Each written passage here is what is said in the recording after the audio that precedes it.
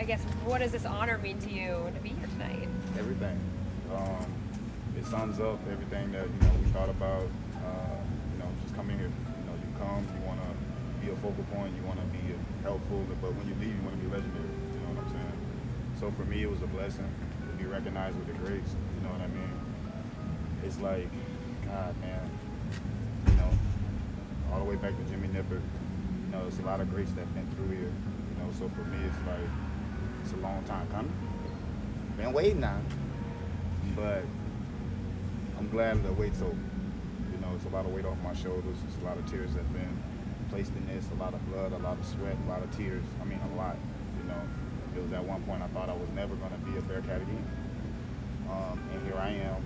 People are telling me that there will be no number one. There won't be another Mardy. For me, it's a blessing. You, when you think back to those days in your car, sleeping in the driver's seat, what does being here now mean to you, knowing what you had to go through to get here?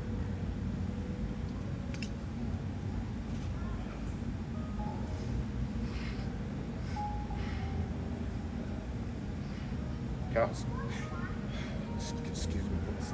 You good, brother? It's good practice for you too. I thought I wasn't gonna never make it, man. I took a chance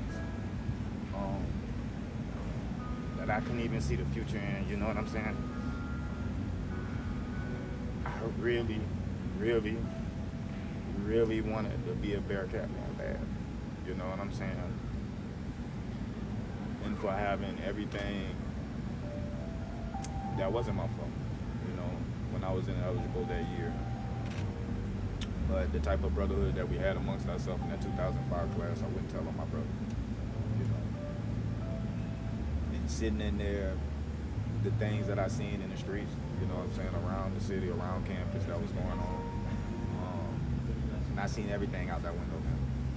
Everything came out that window, peeking out that window, hoping I can actually, when I go to sleep, I can wake up, I thought it was never going to have a chance to do anything ever great again. And now here I am again. My name is mentioned in the greats. So it was a blessing just knowing that I could be.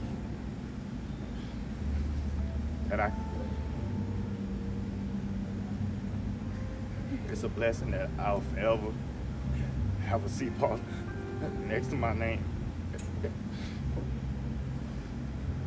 It'll be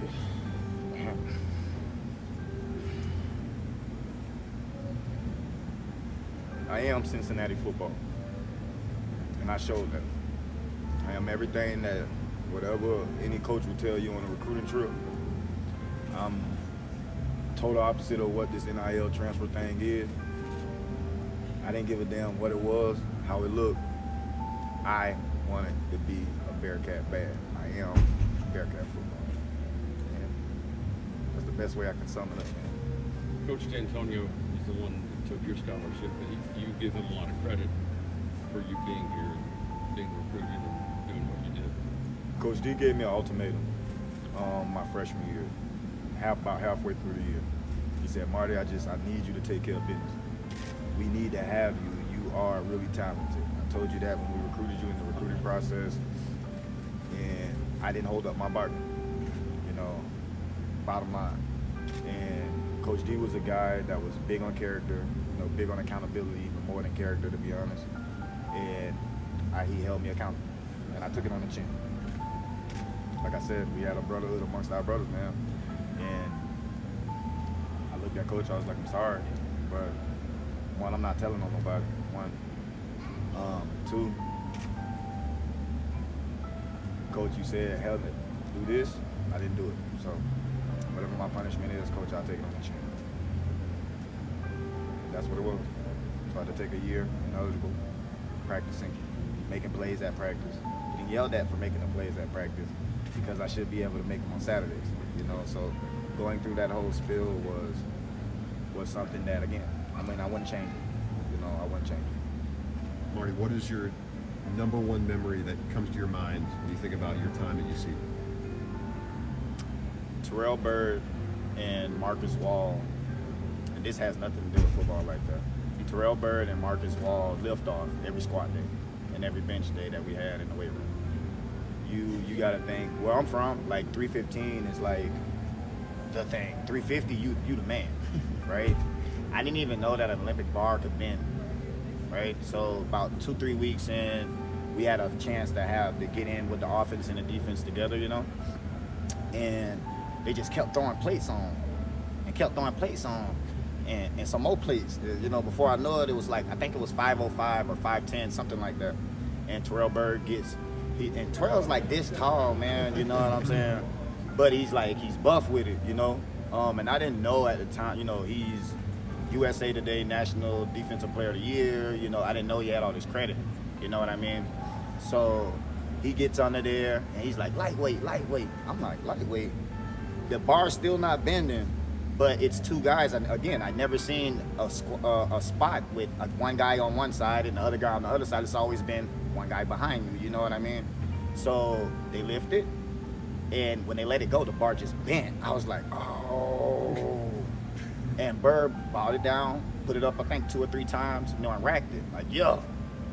And then Marcus Wall comes. Marcus Wall's like, you know, you know what I'm saying? Again, just a musclehead, man. And those guys getting into that rack and watching that weight, that bar bend and just hex over like this. And, you know, you got the strongest other guys that's on the team. They're the ones that's kind of right there. I thought like right then and there, yeah, we finna have a good year. I guess that was 1B is the first time the only time we lost to Miami. I was blocking towards the sideline, and I got annihilated. The dirtiest shot still to this day that I've ever seen. It's one of the linebackers on the team. He caught me up under the chin at that time. It was on kick-off return, if I'm not mistaken. And he caught me on the chin, split it, you know. Shout out to Bob Mangine. He brought me over. You know, Bob shot me up, you know, sold me up, and was like, welcome to college football. You know what I'm saying? So those will probably be the number one things. I mean, outside of, everybody knows the kickoff returns and, you know, those things, but it's the stuff that y'all didn't see, man. You know, just us being able to hang out with each other and be a brotherhood with each other. You know, I say this more than anything. Like that 05 class, the best class of football, best set of football we'll probably ever see in the class of any guys. Not just because I was in it, but the rest of the guys. You know what I mean? 2, the time that we spent together. You know what I mean? So we decided to not leave in the summertime, just hang with each other. If guys didn't have, you know, nowhere to stay, the guys that had off-campus housing, you guys come to my house, you know, make a pallet on the floor, sleep on the couch, whatever it is, you know, we're good. No need for no food money. I cook all the time, so we good, you know what I mean? You know, we literally did everything together. If you were on the team and you went somewhere, you come in, you're gonna have at least 15, 20 of us with you. Because we held each other accountable. We didn't want nobody getting in trouble. You know, if someone was to get in trouble and we could have had guys with them, we needed every piece that we had. We knew we needed every piece. So we couldn't afford to lose any pieces to any foolishness. You know what I mean? So yeah, those 2. What's your favorite jump into the student section, and should we expect that to Final question. Student section don't see me. They're gonna see me and my son, you know, little Mardy, he's running around here somewhere. But they'll see both of us in the student section, of course. You know, of course. All right, thank you, Marty. Thanks, No Marty. problem.